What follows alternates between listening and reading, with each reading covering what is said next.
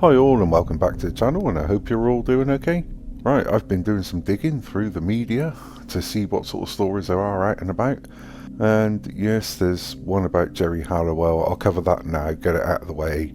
And a couple which I'm hoping show some promising signs for the Saudi Arabian Grand Prix this weekend. So anyway, I'm going to start off with this because according to The Sun, Horner, continuing in his day-to-day duties as Red Bull boss, has forced him to remain in contact with the accuser at the team's Milton Keynes headquarters. Despite Halliwell wanting her out of the picture, Horner, who denies wrongdoing and expects to remain in charge for the remainder of the season, is currently in Saudi Arabia preparing for Sunday's Grand Prix.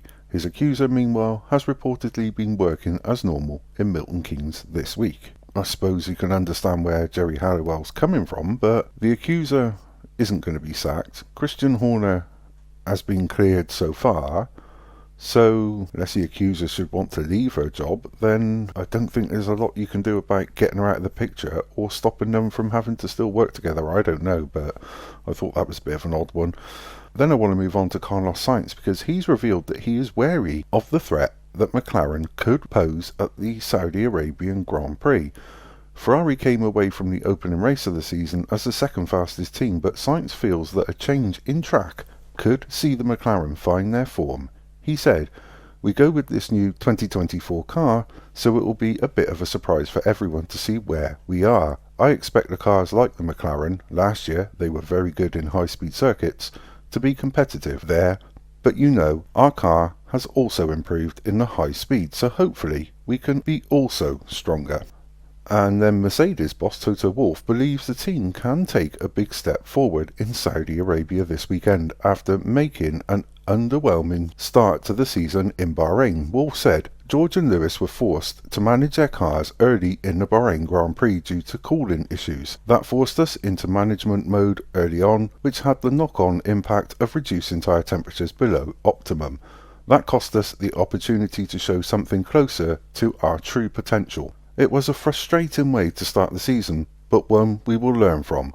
We have an opportunity to take a step forward immediately. We will be aiming for a more consistent weekend and to understand our true performance relative to the rest of the grid."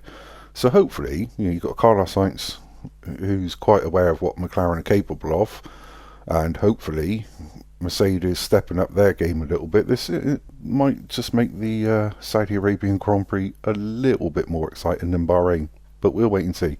And so we come on to the FIA, because they've released a statement after Mohammed Ben Sulayem was accused of trying to withdraw the licence for last year's Las Vegas Grand Prix, just days before the event took place. On Tuesday, BBC Sport reported that the FIA President has been accused by a whistleblower of attempting to have the Las Vegas Grand Prix called off.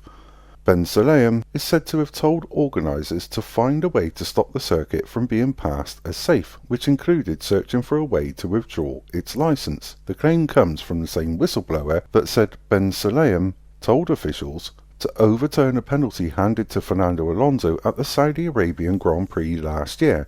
The FIA have now confirmed that the report has been submitted to their compliance officer and a statement has now been released, though Ben Sulayem is not identified as the accused party by the body.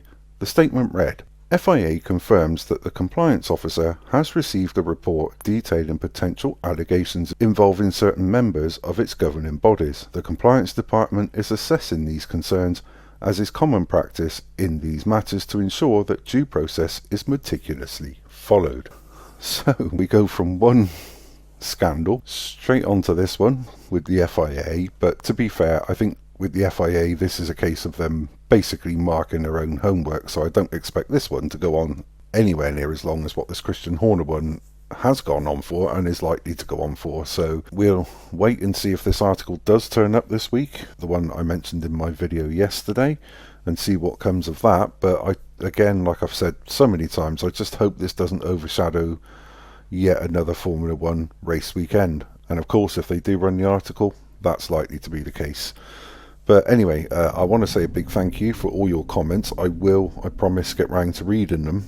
It's just that it takes me so long to put these videos together. You wouldn't believe it. Honestly, I can't even believe it myself. But yeah, I really and truly do appreciate your comments. And of course, thank you so much indeed to all my new subscribers. and my old subscribers that have been here since day one, encouraging me to keep doing this. That might be good for some, not as good for others, but thanks anyway. I really and truly do appreciate it. Also, thank you for your comments, as I said, your likes, your shares, and of course, if you do like what I do, please consider liking my videos and also subscribing and pressing the notification bell so you get those all important feature warnings of my uploads. So until the next time, take care.